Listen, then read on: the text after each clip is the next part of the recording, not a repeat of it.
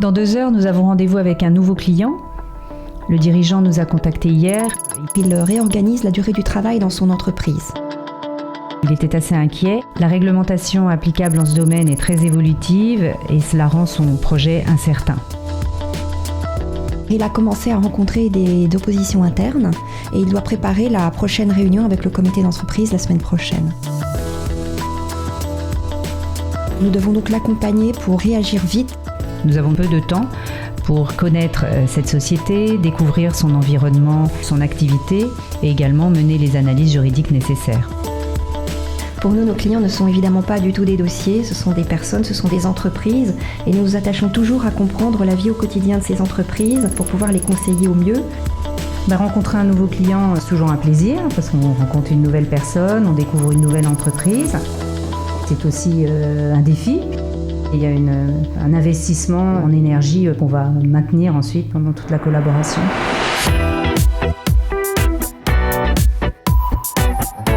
Quand une vraie urgence se présente, il faut être capable de se mobiliser. Et je crois que Gaëlle Doucet et moi-même, c'est vraiment quelque chose qui nous tient à cœur et une exigence que nous avons.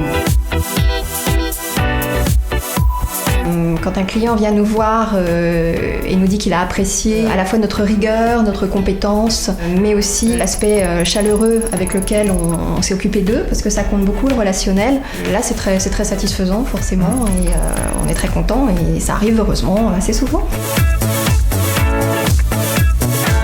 Le droit social, c'est vraiment comment doit se constituer une relation entre un employeur et un salarié. Donc il y a de l'humain dans cette relation. Et appliquer uniquement du droit rigoureusement, en général, ça ne suffit pas. Il faut comprendre à la fois l'état d'esprit de la société, l'état d'esprit de son management, l'état d'esprit aussi des salariés, l'état d'esprit des syndicats qui existent dans ces sociétés, des représentants du personnel. Il faut s'intéresser à l'humain. Et ça, je pense que c'est beaucoup plus présent que dans les autres droits. Nous réalisons une bonne synthèse entre les grands cabinets et les cabinets individuels.